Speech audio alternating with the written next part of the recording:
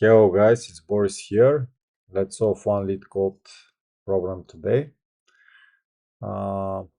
It's called remove duplicates from sorted array. And we are going to use two-pointer technique here.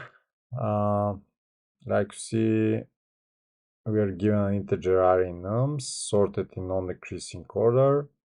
This means it is in increasing order actually. You can see here. And we should remove the duplicates in place. This means we should use this array here. We cannot create new data structure such that each unique element appears only once, right? And the relative order of the elements should be kept the same. This means after we remove the duplicates, the array should be again in non-decreasing order. Then we should return the number of unique elements in nums. Like you see here, we have an integer return type of the method. So they tell us to consider the number of unique elements of the nums to be k. So we are going to return k here, and k are the left elements in the array, the unique elements. Like you see here, we have removed one element, but we remain with two unique elements. We should return 2. Here, after removing those elements here, we will be left with 5 elements. We should return k equals to 5. So they tell us change the array num such that the first k elements of nums contain the unique elements in the order they were present in nums initially. The remaining elements of nums are not important as well the size of nums. So they tell us this part right here, it's not important, and we can see here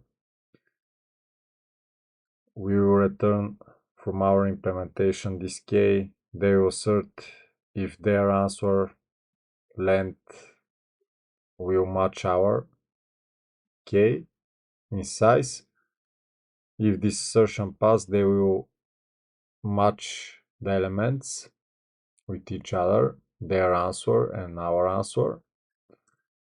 So they are not going to iterate through this part of the array or through this part of the array, right? So we are going to use the two-pointer technique here. The solution is very easy. For example, imagine we have this input, and we should remove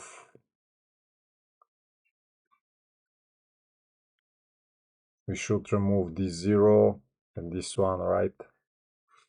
And our array should be looking like this, and here we are going to have some meaningless elements because we are going to return k3 here, and this array will be matched with the answer from the LeetCode to this element here. We can put what we want here, right? So with the two-pointer technique, we are going to use I and j. We are going to iterate through the array here, and our logic will be if we see the same element, we will move j forward. If they are different, for example, if j came here, the condition is this.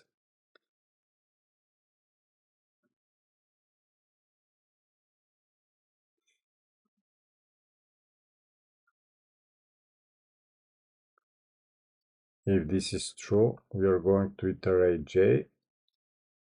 Okay. And when j came here, because the first time I and j start at the same index, they're gonna be the same. J will came here, we have again 0, again j will be incrementing, and then we have 1, so we can write in the else statement, put the value of j into the ith index. We first going to increment I, right? Because we should remain with this unique element here, and we should remove this one, and by removing it we should put this one here, right? So we are saying this. I'll show you in the debug mode after a second. So this is the logic behind this. Then j will came here, and I will be here. I will be 1, so still j is the same, and then j will came here, the elements are different, 1 and 2, so I will came here, and this here will become 2, and j is at the end of the array, I is at index 2, and we are left with 0, 1, 2, right? So this is our answer, and we are going to have some numbers left here, like you see, for example 1 and 2, but we don't care because this part here will be not be looked. So let's code this out.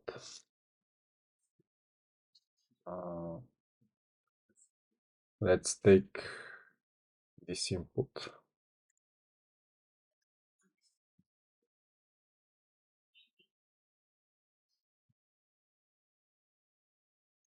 Okay, to double check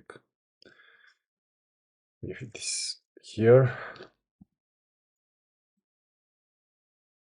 So first we want to return some number k, right, which is our result.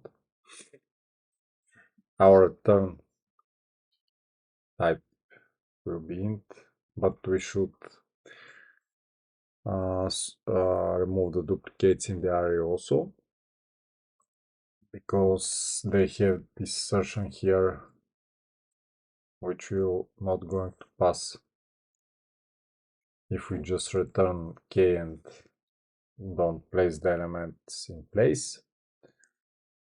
So we need I and j pointers, while condition. We want to iterate through the array until I and j hit the end.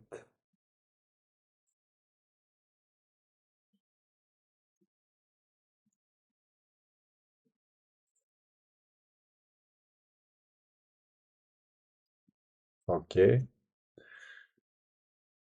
And our first case, in our first case, if both of them are equal to each other, we should increment j, right? So sorry.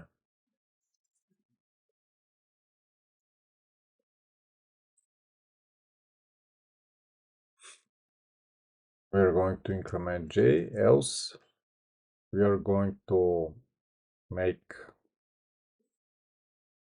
nums5 equals to nums of j,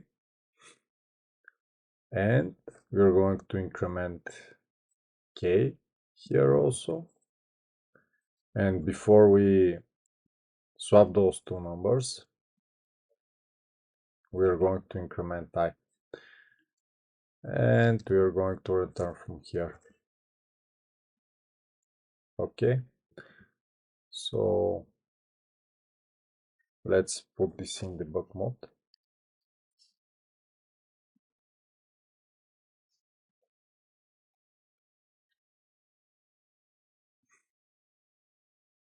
You can see the array right here. So we have this.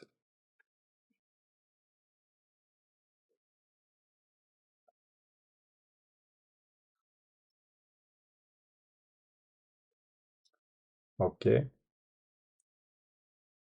and we start iterating. So first I set 0 and j set 0. They're both pointing at the 0 index here, right? Those are the indexes.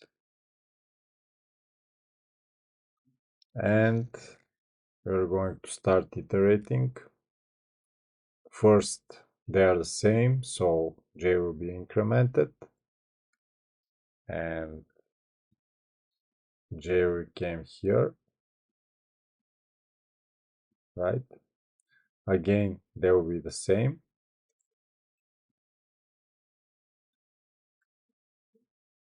Okay. J will came here,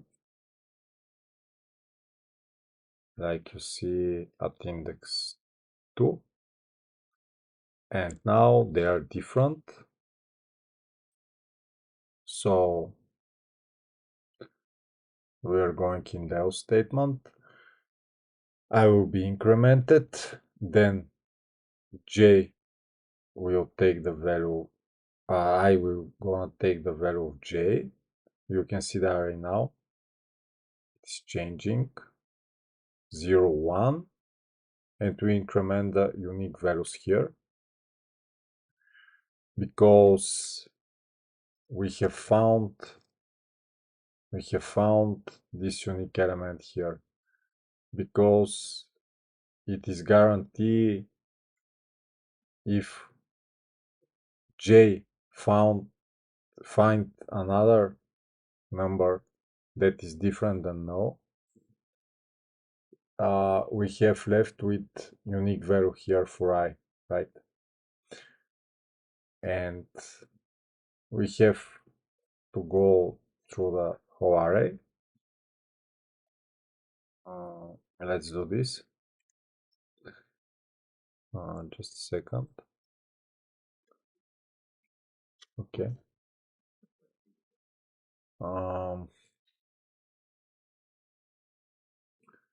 J will became at index 3, so it's again 1.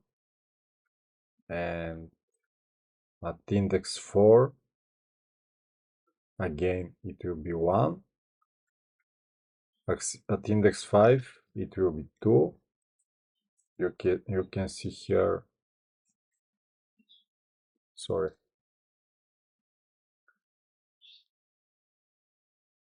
You can see here,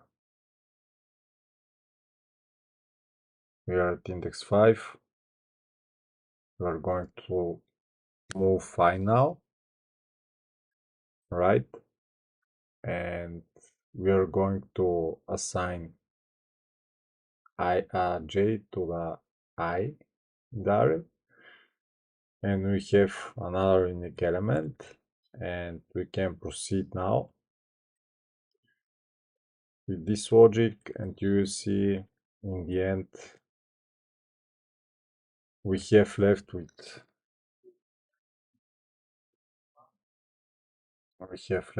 this. Sorry, we have left with this. This is our answer. We have 5 elements here which are unique, and we don't care about this part here. This is the tricky thing about this problem, because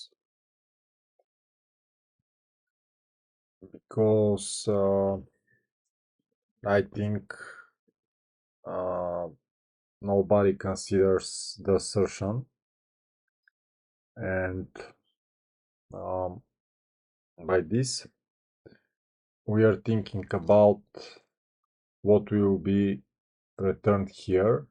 For example, some underscores or something like that, but they tell us here in the description they will not gonna check the other elements because we return k and they iterate through k, so it's not important. And you can see here we have wrong answer right now. We should start every time with k equals to 1 because we start from the 0 index and we count one unique element there. For sure we have one unique element, right? If we have just zeros or just ones, we have one unique element in the end. So let's try it out.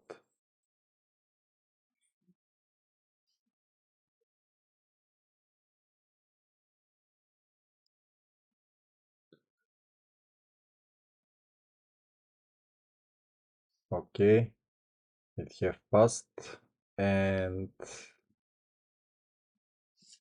let's see the complexity of n.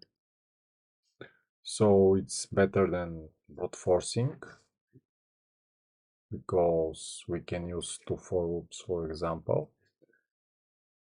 And this is my simple solution here. And this is from me, guys. I wish you a good day and stay healthy. Bye.